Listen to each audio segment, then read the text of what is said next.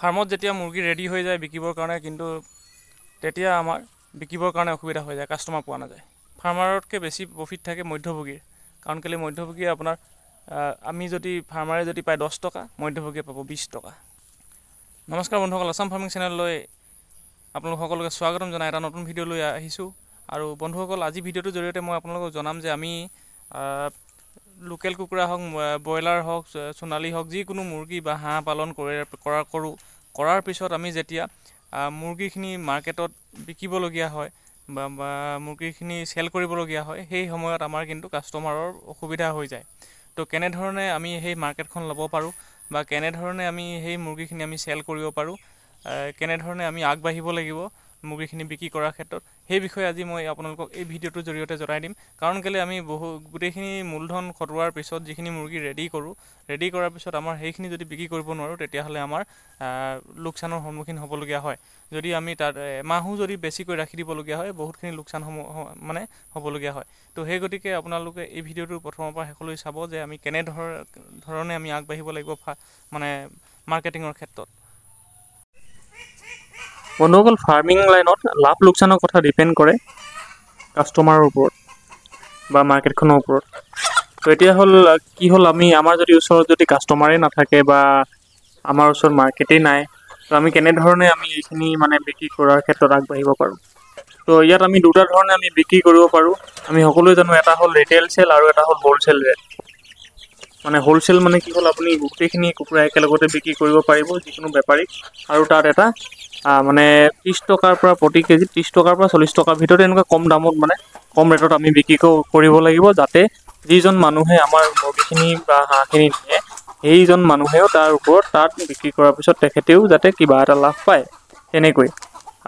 আৰু এটা আছে, আমি ৰিটেইল খুচুৰা বিক্ৰী কৰিব পাৰোঁ। সেই খুচুৰা বিক্ৰীটো হৈছে, আমি খুচুৰা বিক্ৰী কৰিবলৈ যিকোনো বজাৰত যিবিলাক দেওবৰীয়া বজাৰ বা ডেইলি বজাৰ, তেনেকুৱা ধৰণৰ জেগাত গৈ আমি বিক্ৰী কৰিব লাগিব খুচুৰা বিক্ৰী। নহ'লে আৰু এটা অপশ্যন আছে, আমি যিকোনো কাটিং চেণ্টাৰত গৈ কিনি আমি বিক্ৰী কৰিব পাৰোঁ। সেইটো আপোনাৰ ৰিটেইলতে আহিব।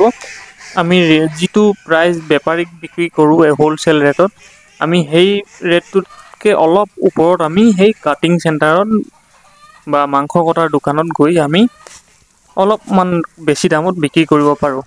কিন্তু আপুনি চাব, আমি যেতিয়া 1 কেজি মুৰ্গী আমি দোকানত দিওঁগৈ, তেখেতলোকে আমাক 350 পৰা 400 টকাৰ ভিতৰত দিয়ে লোকেল কুকুৰা হ'লে, আৰু কেতিয়াবা 400 ওপৰতো গুচি যায়। কিন্তু তেখেতলোকে আমাৰ আপোনাৰ চকুৰ আগতে বিক্ৰী কৰি দিব 500 টকাত প্ৰতি কেজি। কথাটো বুজিলেনে? তাৰমানে কি হ'ল, আমাৰ যিটো আমি গোটেই 3 মাহ পুহি লৈ আমি কিমান টকা পালোঁ, প্ৰতিটো কেজিত আমি যদি 100 টকা 1 কেজিত প্ৰফিট পালোঁ, সিহঁতি 10 মিনিটতে 100 টকা এটা প্ৰফিট উলিয়াই ল'লে। কিন্তু সেইটো আমি ভাবিলে নহ'ব। আমাৰ কি হ'ল, আমাৰ মুৰ্গীখিনি যেতিয়া চেল কৰিব লাগে, আমি সেই দুটা ধৰণে আমি চেল কৰিব লাগিব। এতিয়া এটা কথা হ'ল কি, আপোনাৰ ওচৰত যদি তেনেকুৱা ধৰণৰ কোনো ধৰণৰ কাটিং চেণ্টাৰ নাই বা কম আছে কাটিং চেণ্টাৰ, কিন্তু আপোনাৰ ওচৰত মুৰ্গী বেছিকৈ আছে, কিন্তু আপুনি বিক্ৰী কৰিব পৰা নাই, তেতিয়াহ'লেতো উপায় নাই। তেতিয়াহ'লে আমি কি কৰিব লাগিব, আমি হ'লচেল ৰেটতে দিব লাগিব, বেপাৰীকে দিব লাগিব। লাগিলে আমাৰ এটা কম বেনিফিটেই হওক, যাতে মূলধনটোৰ পৰা আমি মূলধনটো ওলায়ো আৰু এটা বেনিফিট পাওঁ। তো সেই তেনেধৰণে আমি বিজনেছটো কম প্ৰফিট কুইক চেল তেনেকুৱা ধৰণৰ আমি কৰিব পাৰোঁ।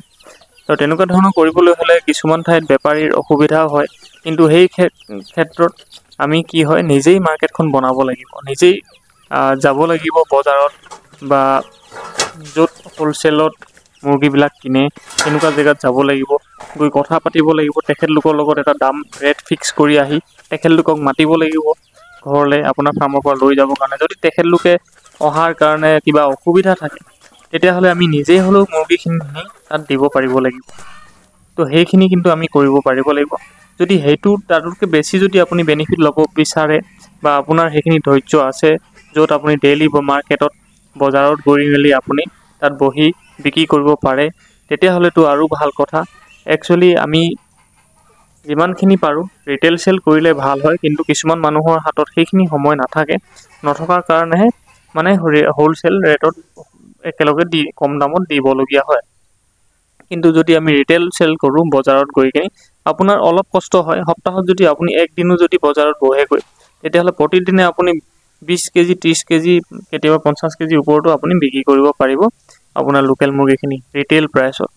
তেতিয়াহ'লে আপুনি এটা ভাল বেনিফিটো পালে, বা আপুনি নিজেই নবহিলেও আপুনি এজন মানুহক লগাই দিলে তাতে হাজিৰা দি, তেখেতে বহিলে, তেখেতে বিক্ৰী কৰিলে।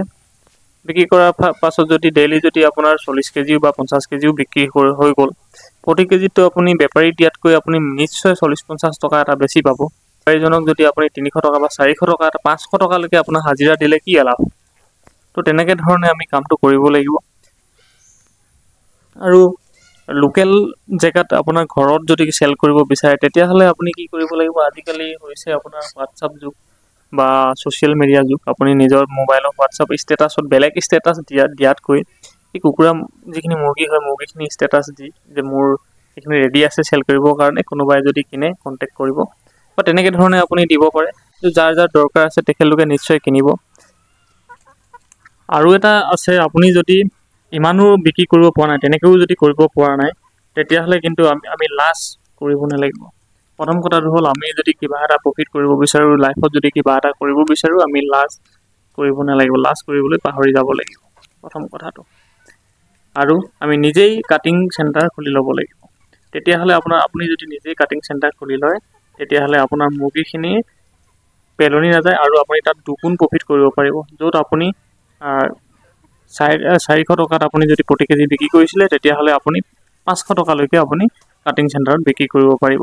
কিন্তু যদি আপুনি তাতকৈ কমতো বিকে 450টো বিক্ৰী কৰে তেতিয়াহ'লেও আপোনালৈ বহুতখিনি বেনিফিট থাকিব।